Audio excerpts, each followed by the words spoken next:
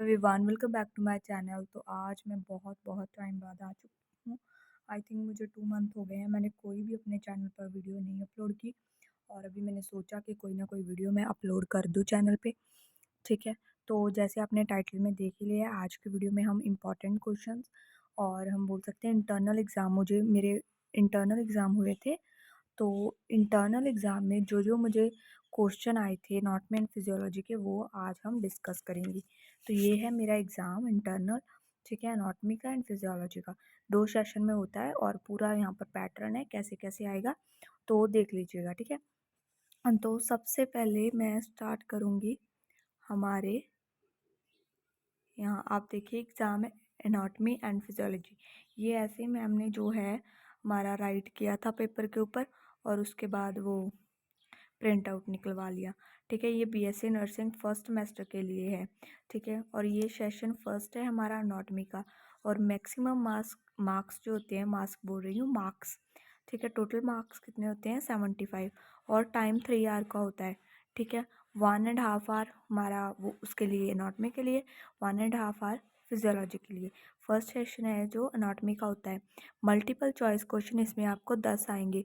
ठीक है, the number of lipid layer present in each membrane, first question था कितनी लेयर होती है। अगर आपने मेरा लेक्चर वाइज देखा होगा तो फर्स्ट में मैंने आपको बताया था बाइलिपिड होते हैं। ठीक है, 2 लेयर होती है, इसका आंसर ए आएगा। Cell drinking is also known pinocytosis, इसका आंसर है। ठीक है, which bone form the floor of the internal nose separating the nasal cavity from the oral cavity. यहाँ पर ऑप्शन है इथमॉइड, सिफनॉइड, टार्सल और पेलाटाइन। तो इसका क्या आंसर आएगा तीनों चारों ऑप्शंस में से? डी ऑप्शन आएगा। जो आपने soft palate, hard palate, soft palate पढ़ा होगा। ठीक है, डाइजेस्टिव, आई थिंक मैंने उसके ऊपर यस वीडियो बना रखी है, वो भी आप देख सकते हैं। पेलाटाइन। देन उसके बाद मैं ना आपको ये क्वेश्चन करवाने से पहले, एमसीक्यू फर्दर डिस्कस करने से पहले एक बात बताना चाहती हूँ। मेरे पास ना ऐसे बुक के ऊपर ये मल्टीपल चॉइस है, इसमें हम मेरे लगभग मेरे पास हैं, जैसे आप देख सकते हैं। ठीक है, ये मेरे पास सभी मल्टीपल चॉइस है, ठीक है, पड़े हुए। ठीक है, और हम अच्छे से डिस्कस कर लेंगे। अगर आप इस पर सेपरेट वीडियो चाहते हैं तो मैं लाइक यहाँ पर 500 के करीब मेरे हर जो है हमारा चैप्टर, हर एक चैप्टर में से हैं 500 के करीब एमसीक्यूज़। ठीक है, अगर आपको इसके ऊपर सेपरेट वीडियो चाहिए तो आप कमेंट कर सकते हैं। ठीक है, अभी तो मैं जो मेरा इंटरनल एग्ज़ाम हुआ था उसको सॉल्यूशन के साथ लेकर आई हूँ इस वीडियो में। ठीक है, टिल देन एंड देखिएगा, और भी बहुत इंपॉर्टेंट क्वेश्चन डिस्कस होंगे इसमें से। और ये जो मैं बता रही हूँ ना इंटरनल एग्ज़ाम, इसमें आप ज़रूर से प्रैक्टिस करके जाइएगा, इसमें से कोई भी क्वेश्चन आगे आ सकता है फाइनल एग्ज़ाम में। ठीक है, तो हमारा फर्दर क्वेश्चन क्या है? The interior frontal is usually ossified at the age of. कौन सी एज में जो हमारी इंटीरियर फ्रंटल होती है वो कौन सी एज में बनती है, ऑसिफाइड होती है? ठीक है, देखते हैं इसका आंसर। और यहाँ पर इसका आंसर है बी, 18 to 24 मंथ्स के अंदर अंदर हमारी जो इंटीरियर फ्रंटल जो होती है ना वो ऑसिफाइड होती है। ठीक है, और यहाँ पर the carpus is formed of, कितनी बोन्स का कार्पस बनता है? ठीक है, इसका आंसर, तो इसका आंसर है बी, 8 बोन से हमारा जो कार्पस बनता है। ठीक है, then movement away from the midline of the body. अगर मूवमेंट अवे हो हमारी बॉडी की मिड लाइन से तो उसे क्या बोलेंगे? एक्सटेंशन, अबडक्शन और रोटेशन। और मैंने ना आपको फर्स्ट चैप्टर में, अगर आपको रिमेंबर हो तो उसमें मैंने आपको इम्पॉर्टेंट 2-3 टॉपिक ही पढ़ाए थे। उसमें था एक टॉपिक मूवमेंट्स, ठीक है, बॉडी की मूवमेंट्स।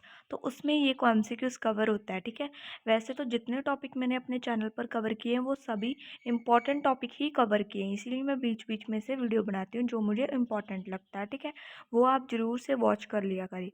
ठीक है, जैसे बी ऑप्शन है इसकी अबडक्शन। ठीक है, इसका आंसर है बी। ठीक है, the hormone secreted by the posterior pituitary is. कौन सा हार्मोन secrete करती है हमारी posterior pituitary? pituitary की यहाँ 2 लॉब्स होती हैं, interior lobe and posterior lobe. ठीक है, posterior कौन सा हार्मोन secrete करती है? तो जो ये वाला एमसीक्यूज़ है वो, ये एमसीक्यूज़ आया है, हमारा चैप्टर है एंडोक्राइन सिस्टम। ठीक है, अगर आपको चाहिए उसके ऊपर वीडियो तो आप कमेंट कर दें, जो जो भी आपको क्वेश्चन है, डाउट है, वीडियो चाहिए, ठीक है, वो सभी आप मुझे कमेंट कर दें। ठीक है, तो सॉरी फॉर दैट कि मैंने 2 मंथ लेट कर दिया आपको। The hormone secreted by the posterior pituitary is the vasopressin. जो वैसोप्रेसिन हार्मोन है वो हमारी पोस्टीरियर पाइट्यूटरी सेक्रेट करती है। LHS, FSH, GH ये सभी हमारे हमारे जो हार्मोन रहते हैं वो इंटीरियर पाइट्यूटरी सेक्रेट करती है। इसके लिए इसका ऑप्शन क्या आ गया? सी। इजलेट ऑफ लंगरहन इज प्रेजेंट इन, ये भी एंडोक्राइन का क्वेश्चन है जिसमें आता है हमारा पेनक्रियास। इसका आंसर है बी। MLT दैट गार्ड, तो ये जो क्वेश्चन है MLT ये क्या है? हमारे सेल्स है that guard music mucosal surface of all except, किसका मिकोजल सरफेस नहीं करते कवर? MALT sales. तो देखते हैं किसका नहीं करते कवर ये सेल। तो इसका आंसर क्या है? इसका आंसर है हमारा डी, थाइमस ग्लैंड। ठीक है, तो उसके बाद हमारा आ जाता है the tunica media of arterioles contain. Tunica media में क्या होती है? B option, smooth muscle and very few elastic fibres. इसका बी ऑप्शन। तो यहाँ पर हमारे सभी जो हैं MCQs वो कवर हो गए हैं। फर्स्ट की ऑप्शन आएगी हमारी A 2, सेकेंड ये हमारी आएगी B पिनोसाइटोसिस, थर्ड की हमारी आएगी D पैराटाइन, फोर्थ की हमारी आएगी B 18 to 24 months। The carpus is formed by B option 8 bones movement away from the abduction. ठीक है, the hormone secreted by the posterior vasopressin. ठीक है, islet of Langerhans by is present in pancreas.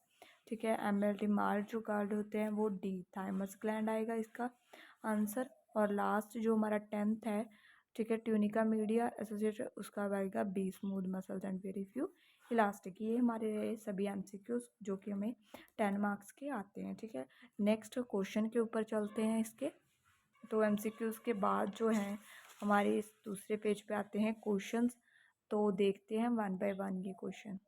तो यहाँ पर हमें जो second question आता है, हमारे क्वेश्चन आते हैं जिसमें हमें 6 मार्क्स का एक क्वेश्चन आता है। Describe the borders surface and segment of right lung. Right lung के हमें बॉर्डर, सरफेस और सेगमेंट्स के बारे में बताना है। और इसमें ऑप्शन होती है blood supply to the heart itself. जो ब्लड सप्लाई रहती है हार्ट को, अपने आप को ब्लड सप्लाई हार्ट की रहती है, वो इन दोनों में से हमें कोई एक क्वेश्चन को अटेम्प्ट करना है। और इसका आंसर देख लेते हैं फर्स्ट का पहले। आप देख सकते हैं यहाँ पर हमारे लंग्स स्टार्ट हो गए हैं। ठीक है, और लंग्स स्टार्ट हो गए हैं और इसमें सभी ये जो इंट्रो है लंग्स की, ठीक है, इंट्रो वगैरह हमने नहीं लिखनी क्योंकि हमसे क्वेश्चन पूछा गया है कि राइट लंग के बारे में लिखना है। राइट लंग के बारे में भी ज़्यादा नहीं लिखना है। राइट लंग के बारे में ये लिखना है कि राइट लंग में कौन कौन से सरफेस होते हैं, जिसमें हमने कवर करना है पहले तो मीडियल सरफेस। ठीक है, 2 सरफेसेस होते हैं। ठीक है, राइट लंग में 2 मिनट मैं आपको दिखाती हूँ। या आप राइट लंग का जो है टॉपिक वो उठाकर लिख सकते हैं। ठीक है, लेफ्ट लंग के बारे में नहीं लिखना आपने। मीडियल सरफेस राइट लंग का और कॉस्टल सरफेस। यहाँ पर लोब्स लिख सकते हैं राइट लंग की कौन कौन सी है। ठीक है, और ये कट कर सकते हैं क्योंकि ये लेफ्ट लंग की लोब्स हैं। ठीक है, ये नहीं हमको करनी। उसके बाद हमारे फीचर्स आ जाते हैं। राइट लंग में कौन कौन से फीचर्स होते हैं वो लिख सकते हैं। ठीक है, यही था हमारा क्वेश्चन। ठीक है, ये छोटा क्वेश्चन था। ठीक है, 6 मार्क्स का हो जाएगा आपका।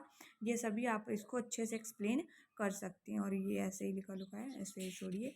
और यहाँ पर आप इसको अनॉटमी है तो मैं आपको ज़रूर से सुजेस्ट करूँगी कि प्लीज़ जो भी अनॉटमी का पेपर कर रहा है वो ज़रूर से ये डायग्राम बनाए। जैसे यहाँ पर रिप्रेजेंट किया है। ठीक है, लेफ्ट राइट लंग को ये डायग्राम बना दी, उसमें अब्लीक फिशर जो इसे डिवाइड कर रहा है। ठीक है, और उसमें ये हॉरिजॉन्टल फिशर, सभी ये एक्सप्लेन करना है। उसके बाद यहाँ पर मीडियल व्यू, ठीक है, राइट लंग का, ये दोनों डायग्राम आप ड्रॉ कर सकते हैं इस क्वेश्चन में। इससे उसकी लेंथ भी इंक्रीज होगी और साथ ही साथ अनॉटमी है तो अनॉटमी में तो डायग्राम कंपलसरी होती है। हर क्वेश्चन के लिए आपको अगर अच्छे मार्क्स लेने हैं तो डायग्राम बनानी ही चाहिए। नेक्स्ट इसका क्वेश्चन आया है ऑप्शन में blood supply to the heart itself. तो यहाँ पर रहा ये question, blood supply to the heart. खुद को ब्लड सप्लाई कैसे होती है, हार्ट खुद को कैसे ब्लड सप्लाई करता है। यहाँ पर आप ये पॉइंट्स, इसमें अच्छे अच्छे पॉइंट चूज़ करके लिख सकते हैं आप जो इम्पोर्टेंट। तो इसमें अच्छे अच्छे पॉइंट आप जो है चूज़ करके लिख सकते हैं। ठीक है, और यहाँ पर जैसे आप देख सकते हैं लिखे हुए हैं पॉइंट्स। और ये होती है हमारी कोरोनरी सर्कुलेशन। ठीक है, ये कुछ नहीं, कोरोनरी सर्कुलेशन रहती है हमारी। ठीक है, और कोरोनरी सर्कुलेशन में ये पहले कोरोनरी सर्कुलेशन के बारे में, पहले कोरोनरी आर्टरी ऑक्सीजनेटेड ब्लड है जो कैसे होता है हार्ट को। ठीक है, ये मैं यस, अभी आप स्क्रीनशॉट कर लीजिए इसके, ठीक है, ये सभी, ठीक है। नेक्स्ट पेज पे चलते हैं इसके बाद। तो यहाँ पर आपको डायग्राम के, फिर से डायग्राम के साथ आपको बताया गया है, ठीक है। जैसे मैंने पहले भी बोल रखा है कि डायग्राम के साथ करोगे तो आपको बहुत अच्छा रहेगा, ठीक है। और यहाँ पर हमारे कॉरोनरी आर्टरी कौन कौन सी रहती हैं जो ब्लड सप्लाई करती हैं, लेफ्ट कॉरोनरी आर्टरी, फिर कॉरोनरी साइनस और वेन्स के बारे में बताया गया है। कॉरोनरी साइनस क्या होता है, अगर आप चाहते हैं मैं इसके ऊपर अच्छे से नोट्स बनाकर अपने और खुद से एक्सप्लेन करूँ सिंपल टर्म में, तो मैं इसके ऊपर एक सेपरेट वीडियो बनाऊँगी, ठीक है। तो आप वो देख सकते हैं, अगर आप कमेंट करेंगे तो मैं एक सेपरेट वीडियो बना के प्रोवाइड कर दूँगी, ठीक है। जैसे आप यहाँ पर स्क्रीनशॉट ले सकते हैं सभी का, जैसे कौन कौन सी वेन्स इसमें रहती हैं, ठीक है, कौन कौन सी जो भी रहती हैं वो सभी आप देख सकते हैं। ग्रेट ब्लड वेसल्स जो रहती हैं, ठीक है, वो यहाँ पर आपने यहाँ तक करना है, ठीक है। ये क्वेश्चन है जो, ठीक है, ये बहुत अच्छा खासा लंबा क्वेश्चन बन जाता है 6 मार्क्स का। उसके बाद में हमारा थर्ड क्वेश्चन आ जाता है, जैसे कि इसमें हमें डिस्क्राइब करनी है जैसे ब्लड क्लॉटिंग का मैकेनिज्म, और ये तीनों क्वेश्चन करने कंपलसरी रहते हैं, और ये एक क्वेश्चन 5 मार्क्स का रहता है और 15 मार्क्स बनते हैं टोटल। फिर रिब केज आया था हमें, और थायराइड ग्लैंड आया था, 3 क्वेश्चन आए थे। पहले हम ब्लड क्लॉटिंग देख लेते हैं। ये जो ब्लड क्लॉटिंग है, ठीक है, ये आ गया, कोएगुलेशन फेस बोलते हैं इसे, और उसके बाद अपनी डेफिनेशन आ जाती है, फिर कौन कौन से इसमें क्लॉटिंग फैक्टर रहते हैं, ठीक है, कौन कौन से वो सभी इसमें, ठीक है। और नेक्स्ट पेज पे चलते हैं, और यहाँ पर आपको टेबल के साथ सभी बताए गए हैं क्लॉटिंग फैक्टर, ठीक है। उसके बाद आपको एक्सप्लेन किया गया है ब्लड क्लॉट क्या होता है, उसके बाद इसका मैकेनिज्म क्या रहता है, कौन कौन सी स्टेजेस आती हैं, स्टेज फर्स्ट, स्टेज सेकंड, ठीक है, ये सभी बताए गए हैं। स्टेज थर्ड भी आपको इसके साथ बताई गई है, ठीक है। और इसके साथ जो बहुत मेन है, तो वो आप अगर ऐसा टेबल बना सकें तो ज़रूर से बनाएं जिसमें सभी क्लैरिफाई हो जाएं बातें, ठीक है। तो ये आप बना सकते हैं, इंट्रेंसिक एक्सट्रेंसिक, और यहाँ पर आप लिख सकते हैं ये सभी चीज़ें, ठीक है। और आपको रट्टा लगाने की कोई ज़रूरत नहीं है। अगर आप चाहते हैं मैं इसको एक्सप्लेन करूँ हर एक क्वेश्चन को, तो मैं सेपरेट वीडियो में सभी क्वेश्चन को एक्सप्लेन कर दूँगी आपको, ठीक है।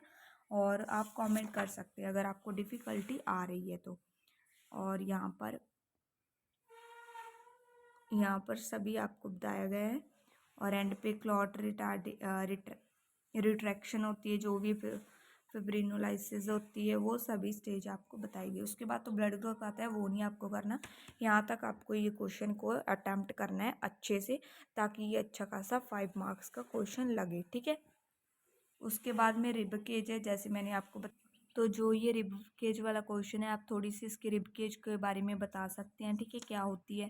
उसके बाद ये आप छोड़ दीजिएगा स्टर्नम वगैरह, ये रिब केज में इतना इन्वॉल्वमेंट नहीं है। रिब केज की डेफिनेशन, उसके बाद रिब्स बता सकते हैं कितनी होती है, ठीक है, रिब्स में जो आपको मेन है इसमें, ठीक है, रिब्स कितनी होती हैं। उसके बाद इसकी classification, true ribs, false ribs कौन कौन सी होती हैं, ठीक है, इसको एक्सप्लेन कर सकते हैं। उसके बाद में अकॉर्डिंग टू स्ट्रक्चर फीचर कैसे डिस्क्राइब किया गया है रिब्स को, फ्लोटिंग रिब्स कौन सी होती है, ठीक है। उसके बाद में जो भी टिपिकल पार्ट्स जो रहते हैं रिब के, ठीक है। और उसके साथ जैसे मैंने आपको बताया, एक डायग्राम जरूर ऐसे बनाना आप, और उसे अच्छे से लेबल कर दीजिएगा जिसके साथ अच्छा वो क्वेश्चन लगे, ठीक है। उसके बाद ये टर्बिकुलाई बॉडी, ये रिब्स के बारे में आप अच्छे से लिख सकते हो, एज यू कैन सी,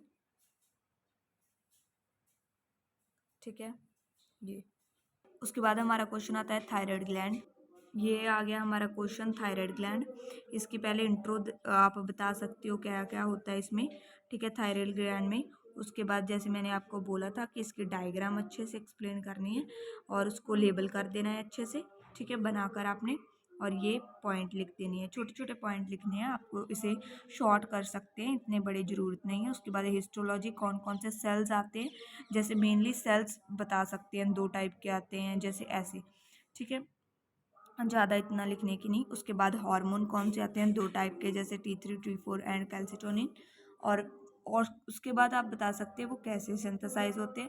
उसके बाद यहाँ पर इसकी आगे जाके एक्सप्लेनेशन दी गई है, T3 T4 क्या होता है, उसके बाद वो कैसे फॉर्म होते हैं, ठीक है। और उसके बाद कैसे वो आयोडाइड ट्रैप करते हैं, ऑक्सीडेशन होती है, वो सभी आ जाता है।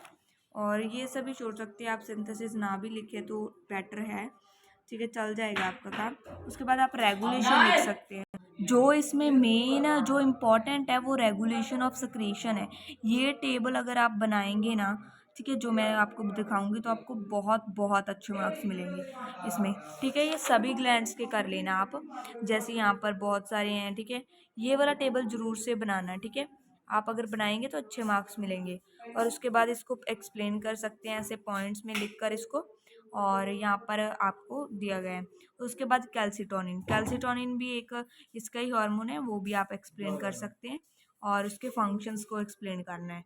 और जैसे मैंने पहले बताया, इसकी रेगुलेशन, सक्रीशन, तीन चीज़ें इसमें, पहले इंट्रो, कैल्सी कोई भी हार्मोन है उसकी इंट्रो, उसके बाद फंक्शंस, ठीक है। उसके बाद फंक्शंस के बाद आपको करना क्या है, रेगुलेशन, ठीक है, और सक्रीशन आपको करनी होती है, ठीक है। ऐसे ही आपको थायराइड में करना है। इसके फंक्शन ये रहे, आप स्क्रीनशॉट कर सकते हैं। ये फंक्शंस हैं इसके, ठीक है, 5 इसमें, और यहाँ पर हैं 3, 8 फंक्शंस है इसकी, ठीक है। T3 एंड T4 की ये कर सकते हैं, बस इतना इनफ है आपके लिए, ज़्यादा आपको नहीं पढ़ना है। उसके बाद हमारा आ जाता है शॉर्ट नोट, करने होते हैं 3, जिसमें आपको चॉइस रहती है 4 में से 3 करने हैं, कोई भी 3 आप कर सकते हैं, ठीक है। फर्स्ट है कनेक्टिव टिश्यू। यहाँ पर आप फोकस करिए कि मार्क्स कितने हैं। इसमें 3 क्वेश्चन करने हैं 2-2 मार्क्स के, ठीक है, 2-2 मार्क्स के हैं यहाँ पर। और 2 मार्क्स के लिए तो इतनी लेंथ आपको नहीं चाहिए, तो इसीलिए यहाँ पर जो कनेक्टिव टिश्यू का क्वेश्चन है उसके इंट्रो लिखिए, सिंपली इंट्रो में लिखिए कौन कौन से सेल्स इन्वॉल्व रहते हैं यहाँ पर। उसके बाद उसके फंक्शंस कीजिए कि कौन कौन से फंक्शन, तो लिखने लाइक वैसे तो फिजियोलॉजी में होते हैं फंक्शंस, आप लिख सकते हैं अगर आपको लेंथ बनानी है तो, वैसे तो फिजियोलॉजी में होते हैं, जैसे मैंने आपको पहले ही बताया, फंक्शन इतने नहीं होते। एंड जर्नल फीचर्स लिख सकते हैं आप, कौन कौन से फीचर्स रहते हैं। और अगर आप लेंथ करना चाहते हैं थोड़ी बहुत, तो मैट्रिक्स वगैरह कंपोनेंट अगर आपको आता है अच्छे से तो आप ऐसे अटैम्प्ट कर सकते हैं। और इसके जैसे प्रोटीन फाइबर्स लिख दिए कौन कौन से रहते हैं, नेमिंग से ही अटैम्प्ट कर सकते हैं। इसमें तो ऐसे है ना कि हर हर के अपने फंक्शन रहते हैं, जैसे फंक्शन ऑफ ग्राउंड सब्सटेंस के क्या फंक्शंस हैं, उसके आगे आ जाता है हमारा फंक्शन इसके क्या है, हमारे कोलेजन फाइबर के, रेटिकुलर फाइबर के फंक्शन, हर एक चीज़ के आगे फंक्शन आते हैं, वो आपको करने की ज़रूरत नहीं है। जैसे कनेक्टिव टिश्यू के सेल्स कर लिए कैसे बनता है, ठीक है, ऐसी वाली चीज़ें कर सकते हैं, फंक्शंस करने की आपको इतनी ज़रूरत नहीं रहती है एनाटॉमी में, ठीक है। उसके बाद हम नेफ्रॉन क्वेश्चन देखते हैं, नेफ्रॉन। उसके बाद हमारे यहाँ पर नेफ्रॉन है, जैसे आप देख सकते हैं, पार्ट्स ऑफ नेफ्रॉन है, ठीक है, कौन कौन से पार्ट्स रहते हैं, और ये सभी क्वेश्चन है। पार्ट्स, ग्लैमुलर वुमेन कैप्सूल क्या होता है, थोड़े थोड़े पॉइंट में आपको इसको एक्सप्लेन कर सकते हैं। और जैसे मैंने आपको बताया नेफ्रॉन की डायग्राम आपको अच्छे से आनी चाहिए, ठीक है। एनाटॉमी में आपको डायग्राम प्रैक्टिस करने का रहता है, ठीक है। उसके बाद रीनल टैब्यूलिस का पार्ट है, वो उसमें क्या क्या आता है। उसके बाद उसके लूप ऑफ हैनल में क्या क्या आता है, ठीक है। लूप ऑफ हैनल के बाद डिजिटल कॉन्वोल्यूटर टब्यूल में क्या क्या आता है, ठीक है, ये सभी आपको करना रहता है। उसके बाद इसके जो रहता है कलेक्टिंग डक्ट, उसमें क्या क्या है, ये सभी आपको लिखने का है। ये था नेफ्रॉन के बारे में।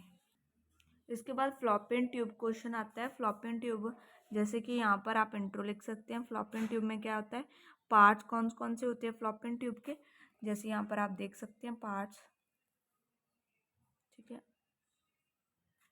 Parts of the फ्लॉपियन tube. उसके बाद आप स्ट्रक्चर देख सकते हैं, स्ट्रक्चर कौन कौन सी रहती हैं, ठीक है। उसके बाद आपको स्ट्रक्चर के बाद फंक्शन आप छोड़ सकते हैं, एज मैंने पहले बताया फंक्शन इसमें नहीं रहते इसमें बाकी। और रिप्रोडक्टिव जो है ना, फीमेल रिप्रोडक्टिव आप बनाकर उसकी जो फ्लोपियन ट्यूब रहती है उसे अच्छे से एक्सप्लेन कर सकते हैं। और ऐसे जैसे यहाँ पर डायग्राम है, अगर आपके पास टाइम है तो ऐसे एक डायग्राम रफली सी बना दीजिएगा और फ्लॉपियन ट्यूब को मेंशन कर दीजिएगा अच्छे मार्क्स के लिए। यही था आज के वीडियो में। नेक्स्ट वीडियो में हम अपना फिजियोलॉजी का पेपर है जो वो डिस्कस करेंगे, इसका सेकंड वाला जो सेशन रहता है वो डिस्कस करेंगे, ठीक है। ये है हमारा फिजियोलॉजी का पेपर, ठीक है, अप्लाइड फिजियोलॉजी, सेकंड सेशन में डिस्कस करेंगे। Till then bye bye.